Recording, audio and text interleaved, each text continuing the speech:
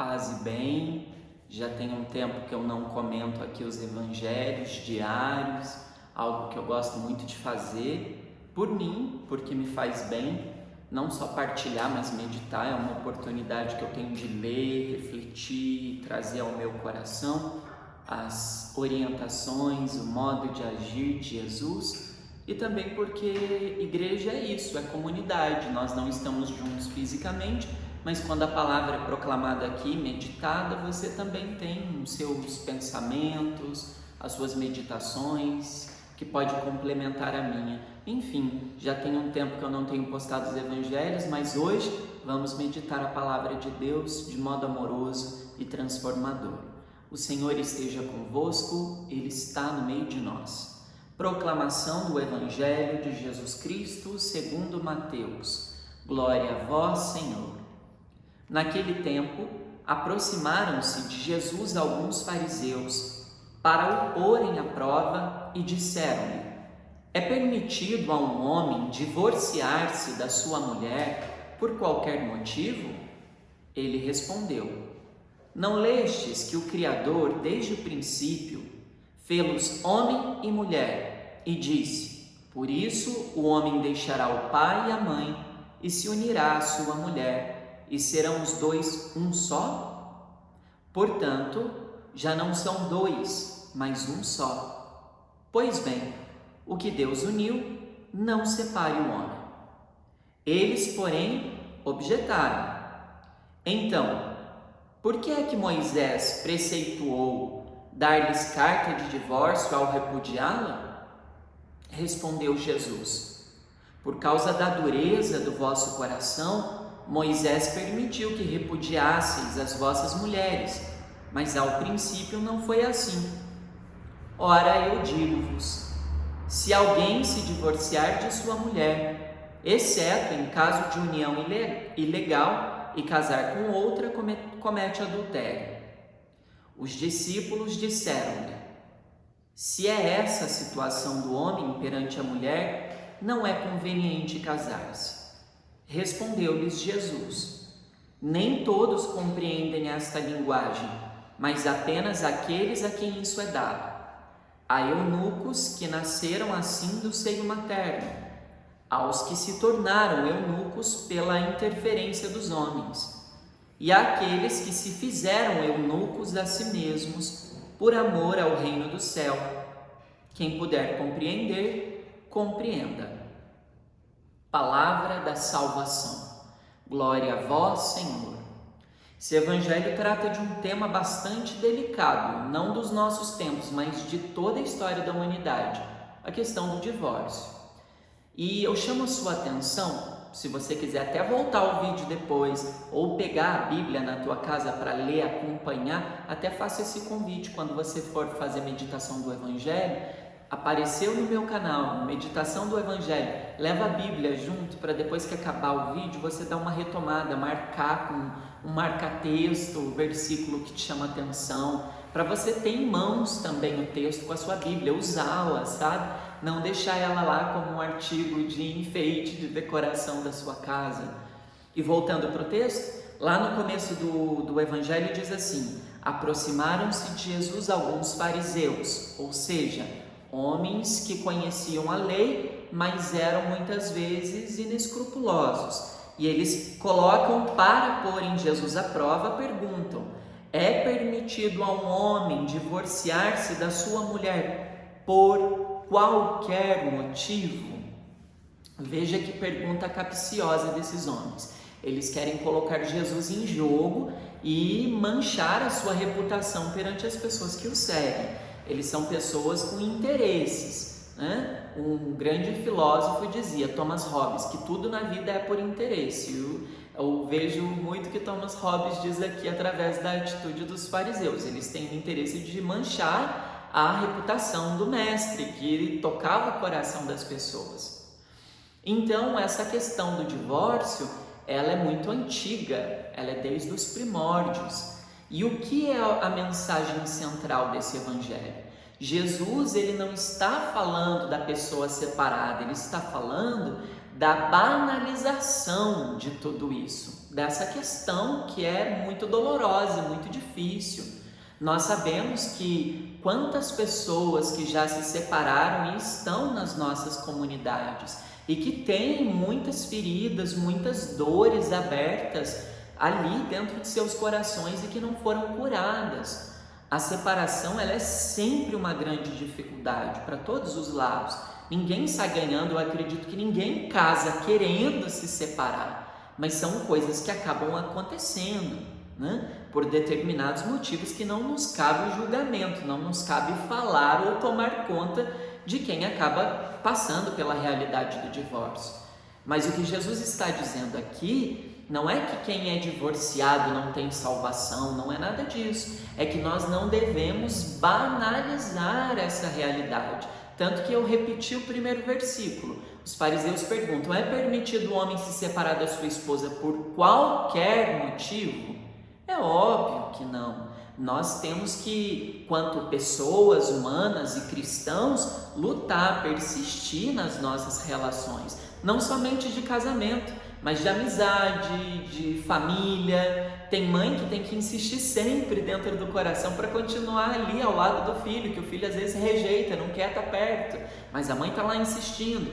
As relações, elas precisam desse comprometimento. É isso que Jesus está dizendo. Vivam comprometidos, não deixem de se comprometer, não deixem com que qualquer coisa, qualquer problema atrapalhe o comprometimento de vocês. É isso que Jesus está dizendo.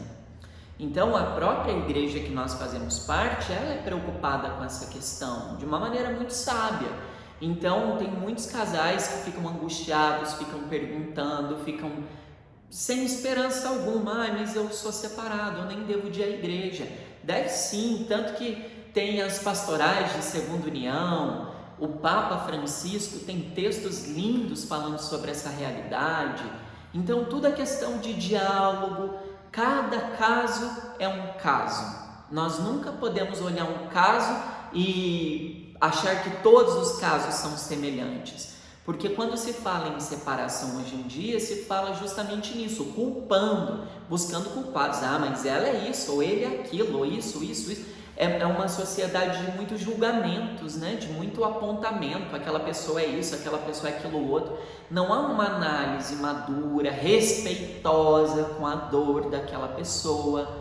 É engraçado que a igreja respeita tanto, mas nós que estamos na igreja muitas vezes não sabemos nos colocar no lugar daquela pessoa que passa por aquela realidade e às vezes pior, nem queremos nos colocar no lugar daquela pessoa, porque para nós às vezes nos sentimos tão acima do bem e do mal que jamais cometeríamos um erro tão grave quanto dela. Tudo é questão de diálogo, tudo é questão de respeito, tudo é questão de compreensão.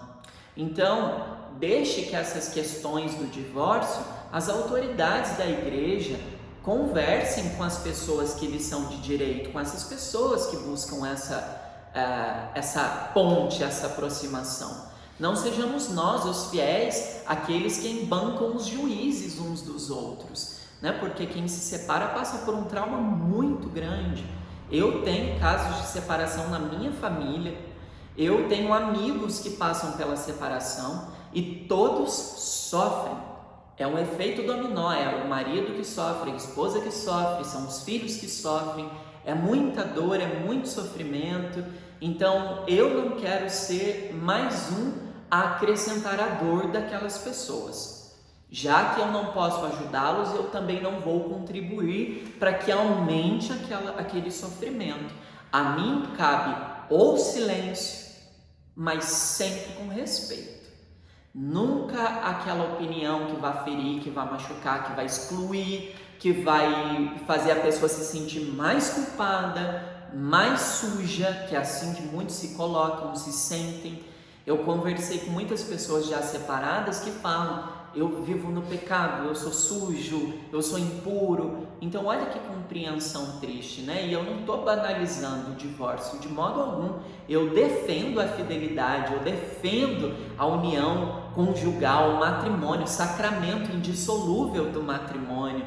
Mas tem questões próprias, específicas, que as autoridades da igreja discutem sobre elas junto com essas pessoas, que nós não podemos criticar ou julgar, nós temos que respeitar tudo isso, né? Afinal de contas, é a dor daquela pessoa.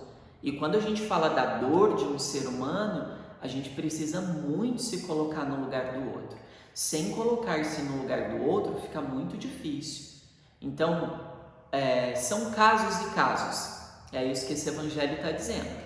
Que nós precisamos pensar, silenciar, rezar. Se são questões assim banais, pequenas, a gente releva, a gente tenta ajudar, mas quando são questões mais complexas, cabe às outras pessoas um discernimento maior sobre isso. Eu tenho um exemplo bem simples sobre banalidade. Então eu era padre recente, há 5, 6 anos atrás, e eu lembro que eu recebi um casal de jovens recém-casados. E eles estavam assim muito emburrados, nervosos, e eles me procuraram falando: padre, a gente veio aqui porque a gente vai se separar. Eu ouvi tudo que eles tinham para dizer e no fim ficou muito claro que o motivo que eles queriam se separar era muito banal, era muito pequeno, era mais aquilo que eles falavam, diziam mais respeito à imaturidade deles do que a um problema sério realmente. Então conversei, discuti com eles num bom sentido, ficamos próximos e olha como era banal.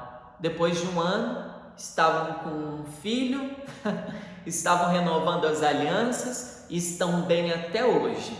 Se eles se separassem por aquele motivo que eles me apresentaram aquela vez, eles sentiriam falta um do outro, porque não era motivo para separação.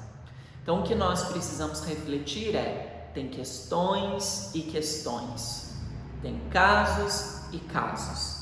Cada caso precisa ser avaliado de uma maneira e sempre com um olhar de respeito e de valorização humana e também valorização do sacramento do matrimônio, que muitas pessoas falam que não acreditam mais, que já não gostam mais, mas o sacramento do matrimônio é um valor profundo. E eu, como um padre que sempre assiste sacramentos do matrimônio, o que eu mais gosto, o que eu mais me identifico, defendo acima de todo o amor e esse sentido sagrado que ele possui, porque vem de Deus. Se você quiser, deixe sua contribuição, escreva embaixo, ou quando a gente puder, a gente se encontra pessoalmente quando tudo isso passar e a gente fala mais sobre questões como essa. Que Deus te abençoe, obrigado pela tua atenção, obrigado pela tua presença. Que Deus nos abençoe e que a nossa sexta-feira seja marcada pelo coração de Jesus e o Imaculado Coração de Maria. São Maximiliano Maria Kolbe, rogai por nós.